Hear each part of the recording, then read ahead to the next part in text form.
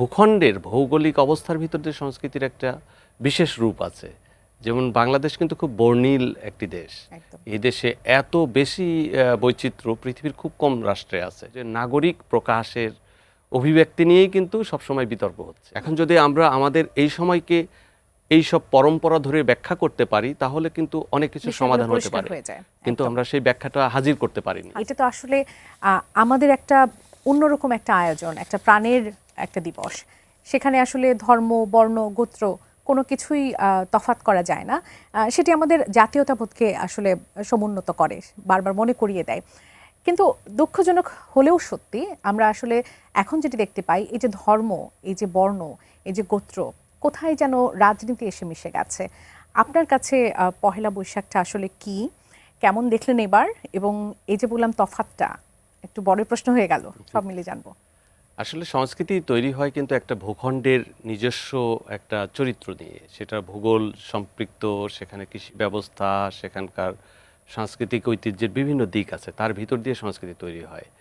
আর ধর্ম মানুষের জীবনযাপনের প্রয়োজনে তৈরি হয়েছে, কিন্তু সংস্কৃতির সঙ্গে ধর্মকে যখন সাংঘর্ষিক জায়গায় দাঁড় করানো হয়, তখনই কিন্তু সমস্যাগুলো খুব জটিল আকারে তৈরি হয়। আমাদের এখানে কিন্তু সংস্কৃতি সংস্কৃতির মতো চলবে, ধর্ম অবশ্যই ধর্মকেন্দ্রিক সংস্কৃতিও আছে, কিন্তু সংস্কৃতির ভূখণ্ডের ভৌগোলিক অবস্থার ভিতর দিয়ে সংস্কৃতির একটা বিশেষ রূপ আছে। যেমন বাংলাদেশ কিন্তু খুব বর্ণিল একটি দেশ। এই দেশে এত বেশি বৈচিত্র্য পৃথিবীর খুব কম রাষ্ট্রে আছে। এখানে জাতিগোষ্ঠীর বৈচিত্র্য আছে, এখানে আমাদের বাঙালিদের ভিতরেই অনেকগুলো ক্যালেন্ডার মেনটেন করার ব্যাপার আছে, যেমন বাংলা ক্যালেন্ডার, হিজরি ক্যালেন্ডার, ইংরেজি ক্যালেন্ডার, আরও অন্যান্য ক্যালেন্ডার আছে। সব কিছু মিলিয়ে কিন্তু একটা বৈচিত্র্য নিয়ে থাকে। তবে বৈশাখ আসলেই যেটা হয়, এখানে কিন্তু বহুমাত্রিক বৈচিত্র্যকে একসঙ্গে মিলনের একটা সুযোগ আসে। কিন্তু কেউ কেউ হয়তো তাদের মতাদর্শের কারণে, ধর্মের কারণে, কিন্তু ধর্মও তো আসলে ভৌগোলিক অবস্থায় পরিবর্তিত হয়েছে।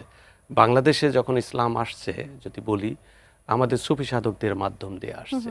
তারা কিন্তু এই দেশের ভূখণ্ডের বৈচিত্র্যকে গ্রহণ করেছিলেন, বাদ্যযন্ত্রকে নিয়েছিলেন, সঙ্গীতকে নিয়েছিলেন, এবং সাংস্কৃতিক ঐতিহ্যের যে দেহকেন্দ্রিক সাধনা, সেটাকেও নিয়েছিলেন।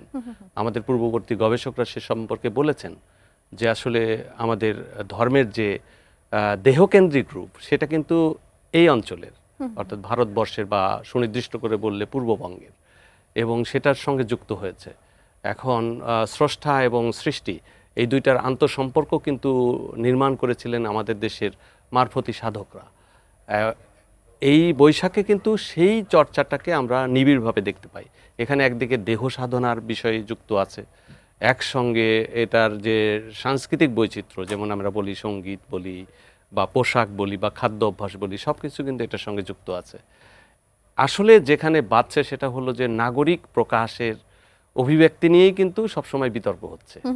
কিন্তু যে আমাদের এখানে কিন্তু বৈশাখের কথা যদি বলি, বা নববর্ষের কথা যদি বলি, এটা তো 4500 বছরের ইতিহাস। একদম।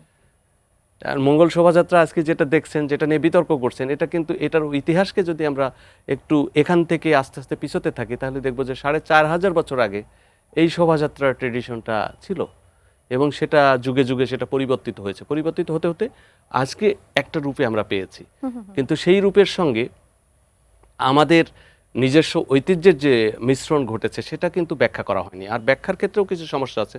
যেমন ঢাকাতে 400 বছরের শোভাযাত্রার একটা ইতিহাস আছে, ঈদ মিছিল যেটাকে বলে।